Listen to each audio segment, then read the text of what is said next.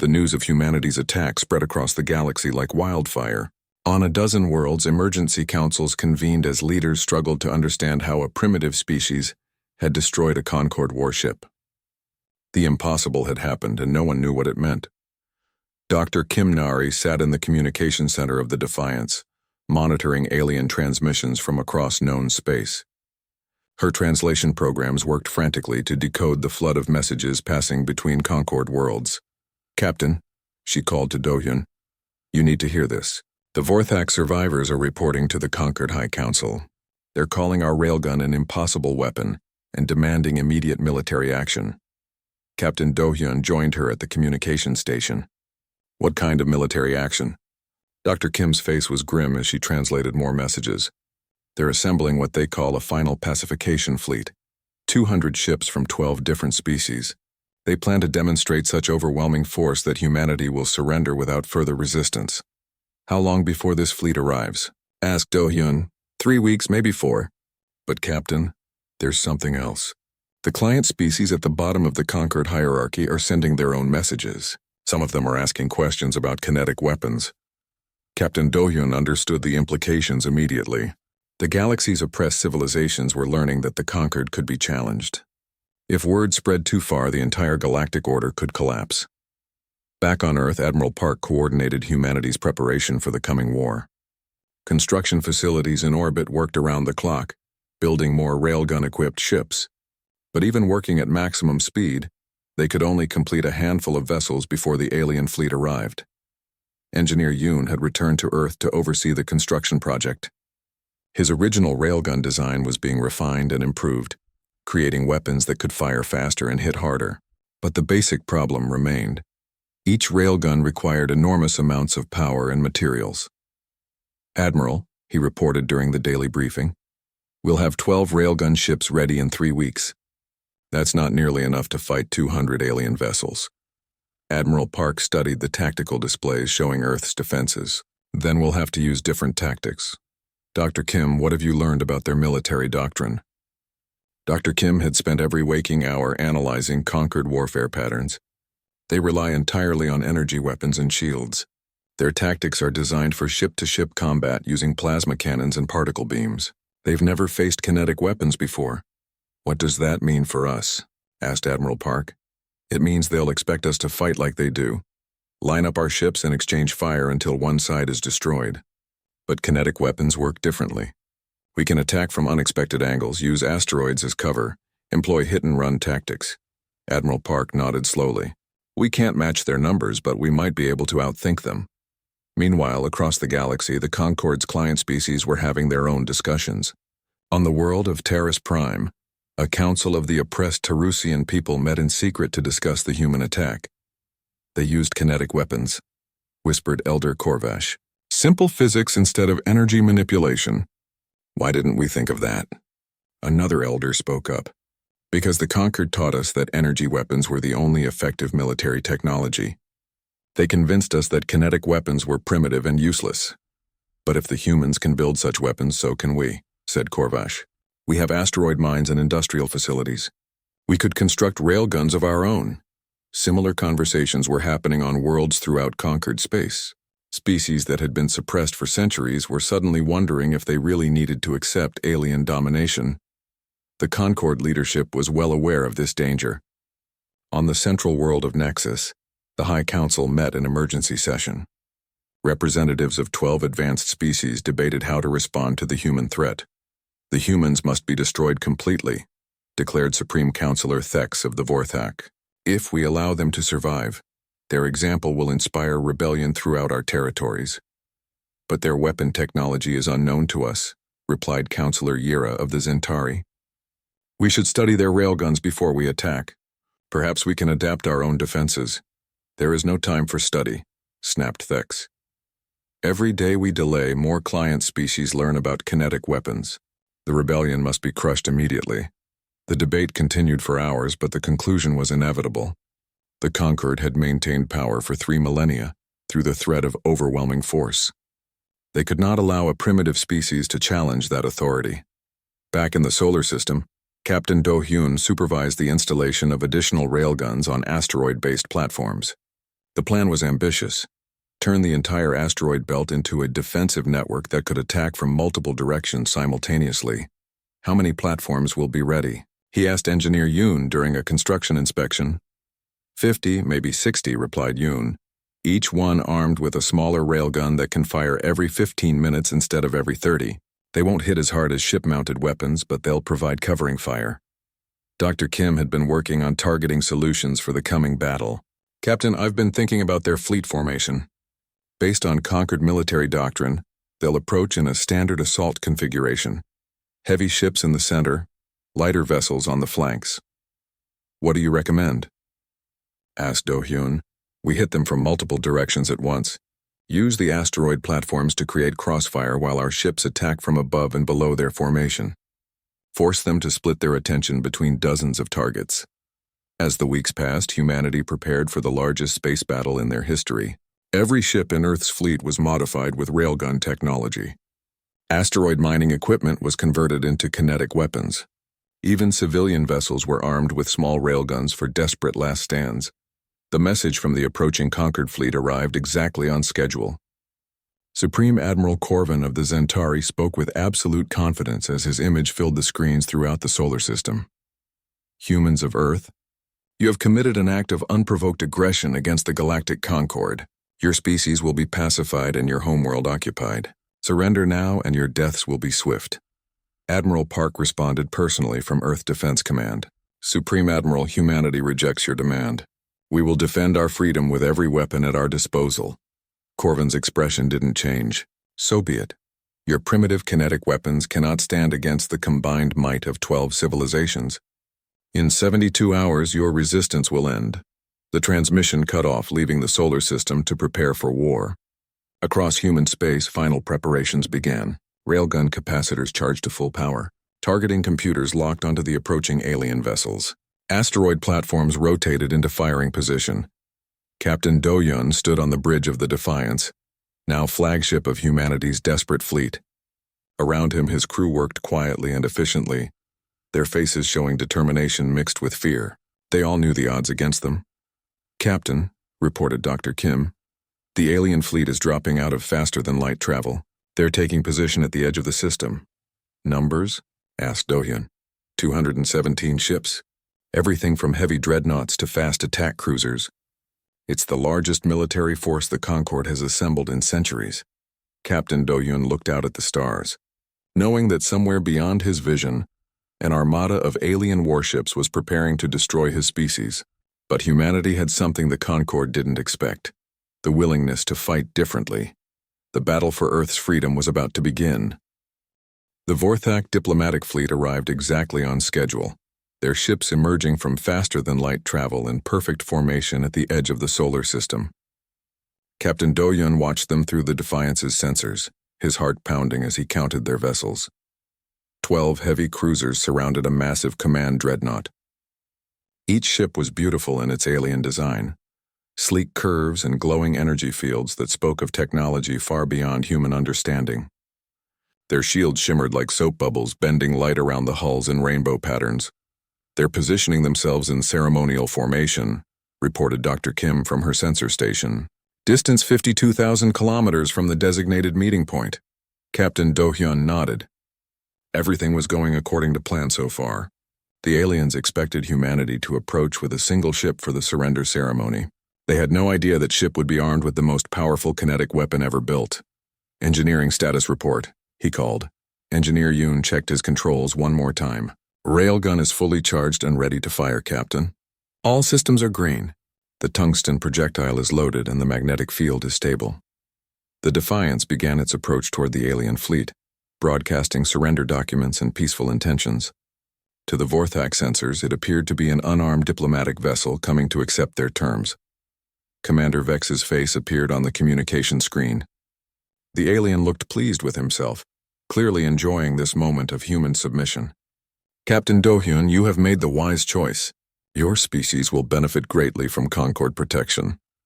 We understand the honor you offer us, replied Do-hyun, trying to keep his voice steady. We are grateful for your guidance.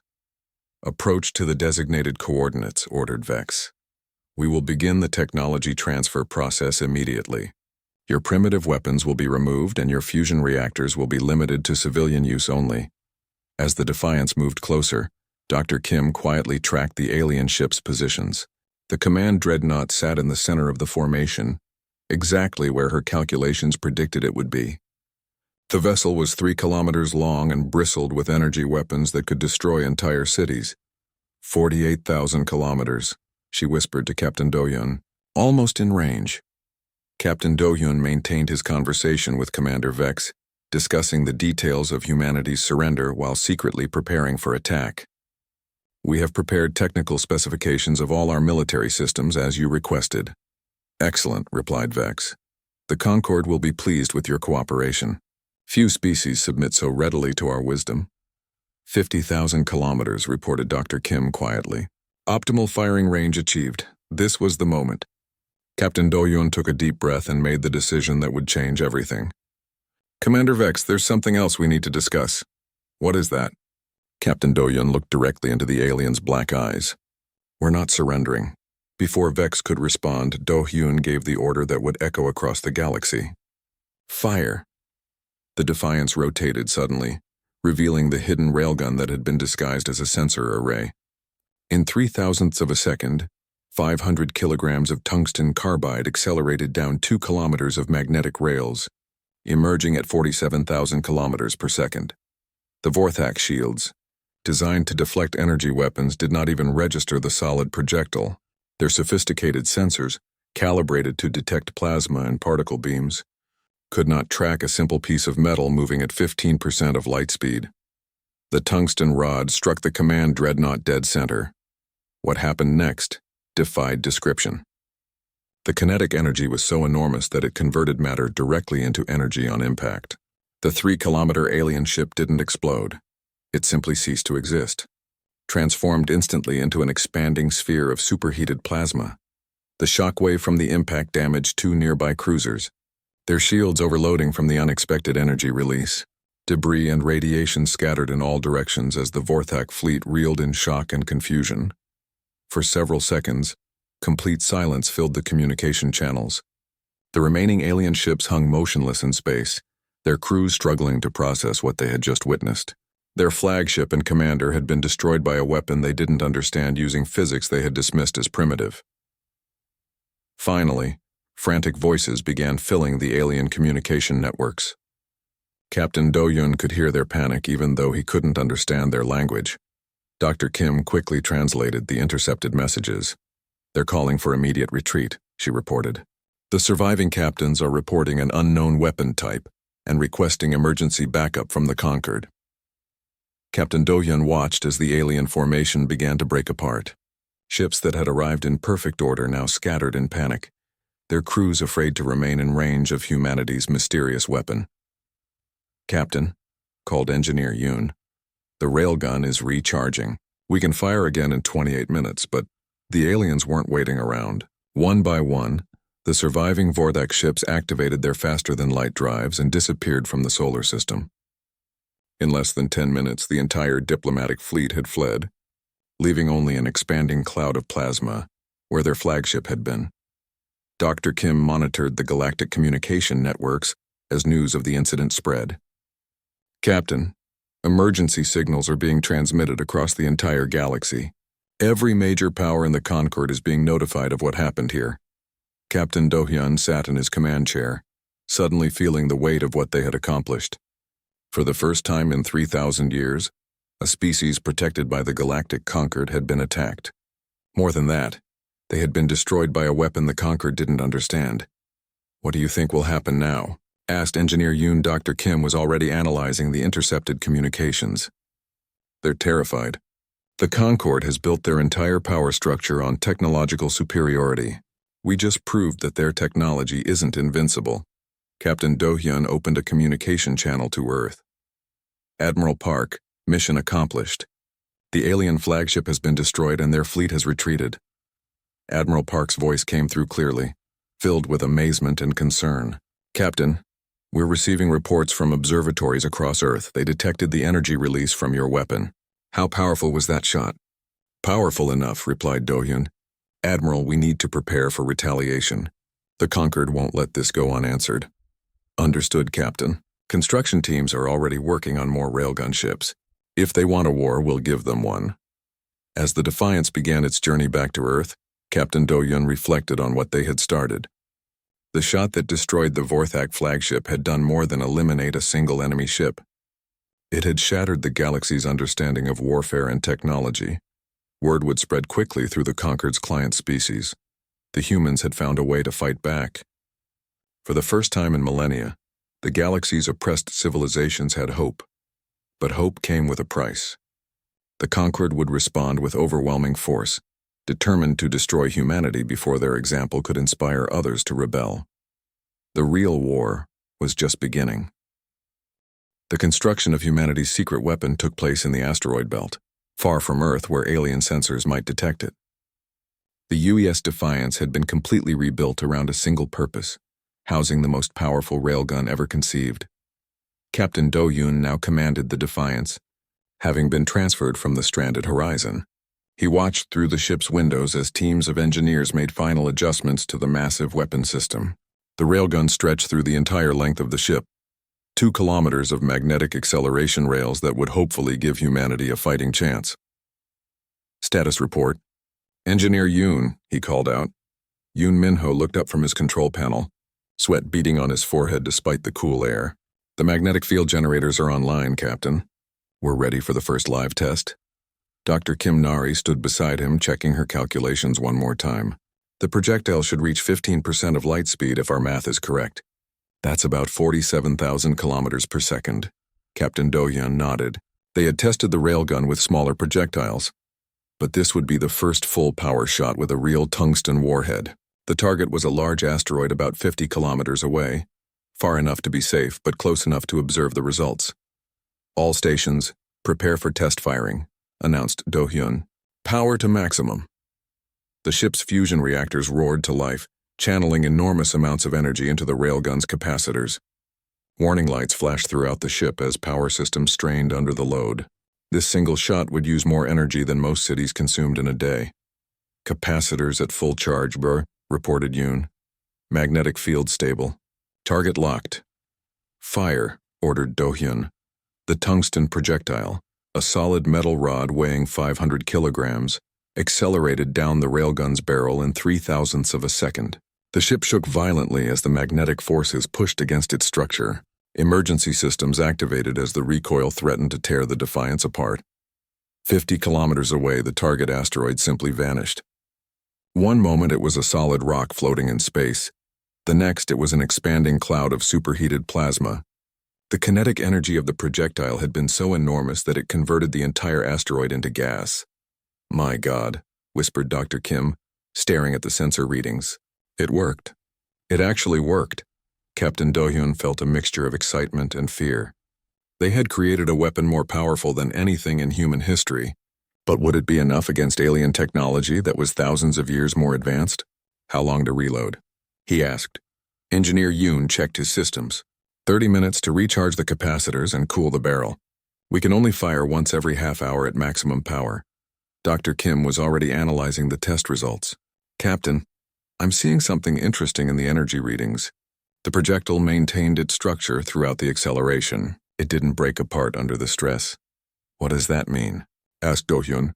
It means our tungsten carbide composite is strong enough to survive the launch. When it hits an alien ship, it will punch right through instead of fragmenting on impact. Over the next few days, they conducted more tests with different targets and distances. Each shot confirmed their hopes. The railgun could deliver devastating kinetic energy with pinpoint accuracy. But time was running out. Admiral Park's voice came through the secure communication channel from Earth. Captain, our intelligence sources indicate the Vorthak are growing impatient. They're sending messages to the Galactic Concord requesting permission to begin pacification protocols. Captain Do-Hyun felt his stomach tighten. How long do we have? Days, maybe a week at most. We need to act soon. Dr. Kim had been monitoring alien communications for weeks, learning about their military procedures and fleet movements. Admiral, I've discovered something important about how the Concord operates. When they pacify a species, they always send a small diplomatic fleet first to accept formal surrender. Go on, said Admiral Park. The diplomatic fleet isn't heavily armed. They expect surrendering species to be helpless. It's a ceremony more than a military operation. Captain Doyon understood immediately. You're suggesting we use their own protocols against them.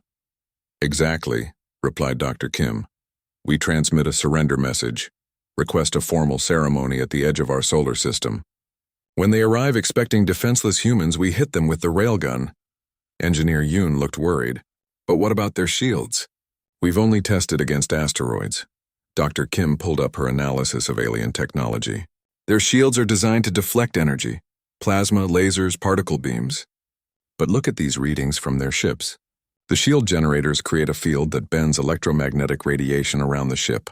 A solid projectile moving at 15% of light speed should pass right through. Admiral Park was quiet for a long moment. It's a tremendous risk. If we're wrong, if their shields can stop kinetic weapons, we'll have revealed our secret for nothing. Admiral, said Captain Doyon, we're going to face their fleets eventually. Better to fight on our terms than wait for them to bring overwhelming force. The decision was made. Admiral Park transmitted humanity's formal surrender to the Vorthak, requesting a diplomatic ceremony to finalize the agreement. The message expressed humanity's understanding that resistance was futile and their willingness to accept conquered protection. Commander Vex responded within hours, clearly pleased that the humans had finally seen reason. A diplomatic fleet would arrive in 1 week to accept Earth's formal submission and begin installing monitoring technology. The week passed in frantic preparation. Captain Doyon drilled his crew repeatedly on the attack sequence. They would have one chance, maybe two if they were very lucky. After that, the aliens would know about the railgun and adapt their tactics accordingly. Dr. Kim refined her targeting calculations, accounting for the movement of both ships and the travel time of the projectile. At 50,000 kilometers, the standard distance for diplomatic ceremonies, the tungsten round would take 1.06 seconds to reach its target. Engineer, Yoon made final adjustments to the railgun's power systems and shock absorption. The weapon had to work perfectly the first time. There would be no second chances if something went wrong. As the diplomatic fleet approached the solar system, Captain Do-hyun stood on the bridge of the Defiance, hidden among the asteroids of the outer belt. Soon humanity would find out if their desperate gamble could save them from alien domination. The railgun was ready. The trap was set. All that remained was to see if humans could outfight a galactic empire with nothing but physics and determination. Back on Earth, Admiral Park Ji-soo sat in the emergency meeting room, deep beneath Earth Defense Command headquarters. The message from Captain Do-hyun had arrived 3 hours ago, and the world's leaders were still trying to understand what it meant. They want to limit our technology? Asked the Secretary General of the United Nations. What gives them the right? Admiral Park looked tired. She had been in meetings since the message arrived, trying to coordinate humanity's response. According to Captain Do-hyun's report, they claim it's for galactic peace. The Galactic Concord has been doing this for 3,000 years. Dr. Kim Nari's voice came through the communication system from the stranded Horizon. Admiral, I've been analyzing the data we collected from their ships. Their technology is incredible, but there's something strange about it. What do you mean? Asked Admiral Park. All of their weapons and defenses are energy-based. Plasma cannons, particle beams, antimatter reactors. They've perfected energy manipulation to an amazing degree, but their understanding of kinetic weapons seems very limited. The room fell silent. Admiral Park leaned forward. Explain that more clearly, Doctor. When they scanned our ship, they focused entirely on our fusion reactor and energy systems. They completely ignored our physical weapon systems. It's like they don't even consider solid projectiles to be real weapons. Engineer Yoon Min-ho, also speaking from the Horizon, added his thoughts. I've been studying their energy pulse attack. It's designed specifically to disrupt fusion reactions, but it wouldn't affect anything mechanical or kinetic. Admiral Park felt a spark of hope. Are you saying they have a weakness? Maybe, said Dr. Kim carefully. From what I can tell, their shields are designed to deflect energy attacks. Plasma, lasers, particle beams. But I'm not sure they could stop a solid object moving fast enough. The Secretary General looked confused. You mean like bullets? Not exactly, replied Dr. Kim. Bullets are too slow and too small. But if we could accelerate a larger projectile to a significant fraction of light speed, the kinetic energy would be enormous. Admiral Park's mind raced. She had studied military history extensively. and knew that armies often became too focused on one type of warfare. "Doctor, are you suggesting we could build a weapon they can't defend against?" "It's possible," said Dr. Kim, "but it would require technology we don't currently have. We would need to accelerate projectiles to speeds no human weapon has ever achieved." Engineer Yoon spoke up again. "A railgun. That's what we would need, but it would have to be massive, and it would require incredible amounts of power." Admiral Park stood up and walked to the large screen showing Earth's orbital defenses. "How long would it take to build such a weapon?" "Months, maybe a year," said Yoon, "and we would need to test it in complete secrecy. If the aliens discover what we're doing, they might attack immediately." The Secretary General looked worried. "This seems very dangerous. These aliens have superior technology. Maybe we should consider their offer of protection." "Protection?" Admiral Park turned around sharply. "They're talking about making us prisoners in our own solar system. They want to control our technology, our development, our future. That's not protection, that's slavery." Dr. Kim's voice came through the speakers again. "Admiral, I've been thinking about something else. If the Galactic Concord has been doing this for 3,000 years, how many other species have they suppressed? How many civilizations have been forced to give up their freedom?" Admiral Park nodded slowly. "And if we can find a way to resist them, maybe we can inspire others to do the same." The meeting continued for several more hours. They discussed the technical challenges of building a railgun, powerful enough to threaten alien ships. They talked about the political problems of keeping such a project secret. Most importantly, they debated whether humanity had the right to risk everything on such a dangerous plan. Finally, Admiral Park made her decision. "We're going to try. Dr. Kim, I want you and Engineer Yoon to start working on railgun designs immediately. We'll tell the aliens we need more time to consider their offer." "How much time do you think they'll give us?" asked the Secretary General. "Not much," replied Admiral Park, "but maybe enough." Over the next few days, the best scientists and engineers on Earth began working on the most ambitious project in human history. The railgun would need to be built in secret, disguised as other construction projects. It would require new materials, new power systems, and new targeting computers. Dr. Kim worked 18-hour days, running calculations and simulations. The weapon they were designing would accelerate a tungsten projectile to 15% of light speed. The kinetic energy would be equivalent to a nuclear explosion, but concentrated in a solid mass that could punch through any known defense. Engineer Yoon faced equally difficult challenges. The railgun would need to be 2 kilometers long to achieve the necessary acceleration. The magnetic field required would be stronger than anything humanity had ever created. The power drain would be enormous. They would need multiple fusion reactors just to fire a single shot. Meanwhile, Captain Do-Yun continued to stall the aliens. He sent careful messages explaining that Earth's government needed time to consider such an important decision. Commander Vex grew impatient, but the Vorthak seemed willing to wait a little longer for humanity's surrender. As the weeks passed, Dr. Kim made a disturbing discovery. While analyzing more alien communication intercepts, she learned about other species that had refused the Concord's protection.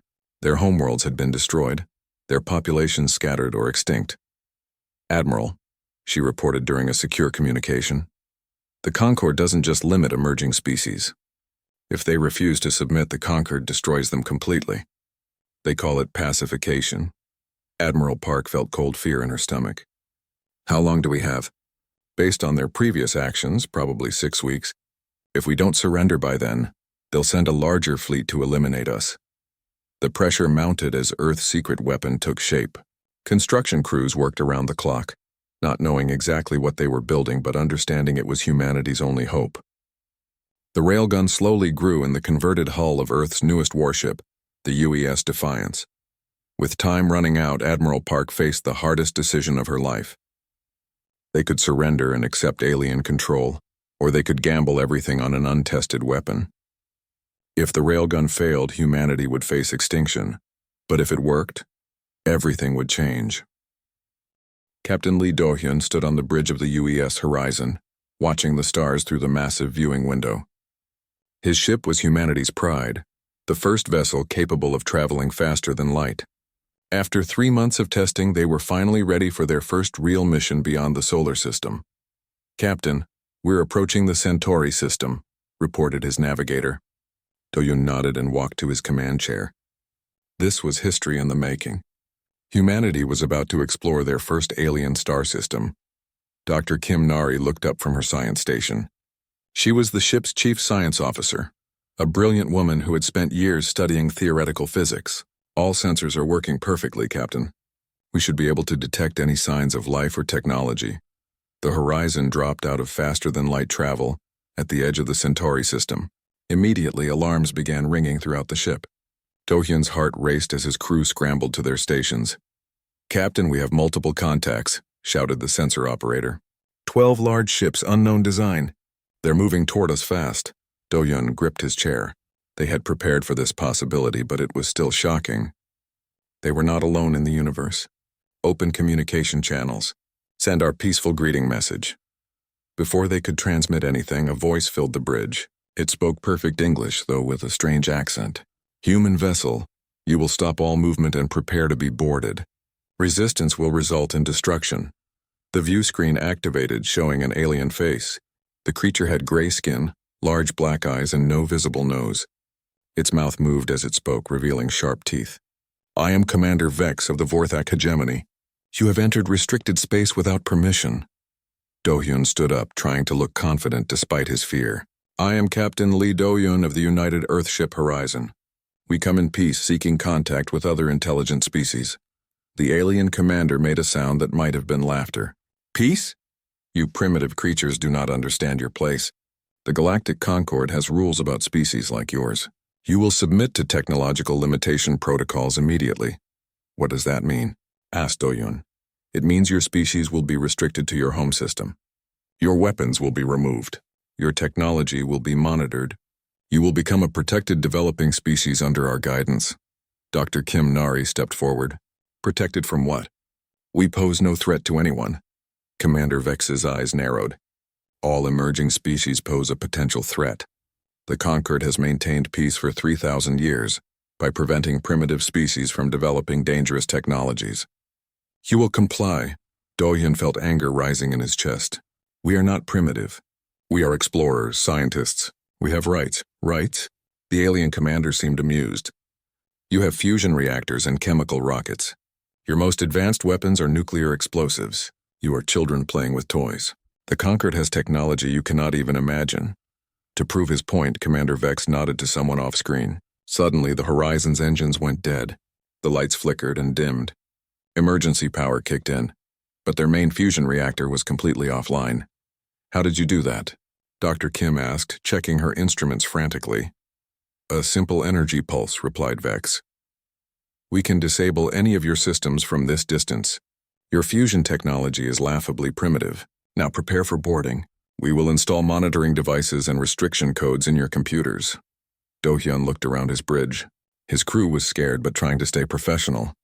They had come out here hoping to make friends with alien civilizations. Instead, they had found masters who saw them as inferior beings. Captain, whispered his communications officer, I'm getting messages from Earth. Admiral Park wants to know our status. Do-Hyun knew he had to make a choice. He could surrender and accept these aliens' demands, or he could resist and probably get his ship destroyed. But something about this felt wrong. These aliens talked about peace, but they were acting like bullies. Commander Vex, he said finally, we need time to consider your demands. This is a decision that affects our entire species. We cannot make it alone. The alien leaned forward. You have one of your hours to decide. Accept our protection or face the consequences of defying the conquered. Many species have made the wrong choice. Their worlds are now empty monuments to their foolishness. The transmission ended, leaving the bridge in tense silence. Do-Hyun turned to Dr. Kim. Can you get our engines back online? She shook her head. Whatever they did, it's completely shut down our reactor. We're running on backup power only. We can't move and we can't fight. Engineer Yoon Minho spoke up from his station. Captain, I've been analyzing their energy pulse. It's incredibly sophisticated, but it only affects our fusion system. They seem to know exactly how our technology works. How is that possible? Asked Do-Hyun. They've been watching us, said Dr. Kim quietly. Probably for years, maybe decades. They know everything about our technology, our capabilities, our weaknesses. Do-hyun walked to the viewing window and stared out at the alien ships. They were beautiful in a terrifying way, sleek and graceful, clearly built by a civilization far more advanced than humanity. But their beauty could not hide the threat they represented. "Open a channel to Earth," he ordered. "We need to report this to Admiral Park immediately. Humanity needs to know what we're facing out here." As his communications officer worked to establish contact with Earth, Do-hyun thought about the choice before them. These aliens offered protection, but at the cost of freedom. They wanted to keep humanity locked in their home system, forever dependent on alien oversight. He thought about the explorers and scientists back on Earth, people who had spent their lives dreaming of reaching the stars. How could he tell them that their dreams were not welcome in this galaxy? How could he accept that humanity would never be allowed to grow beyond what these aliens thought was safe? The Vorthak ships maintained their position, waiting for humanity's answer. On the bridge of the horizon, Captain Lee Do-hyun prepared to send a message that would change everything. He did not know it yet, but his next words would set in motion events that would shake the entire galaxy. The hour was almost up, and humanity had to choose between slavery and defiance.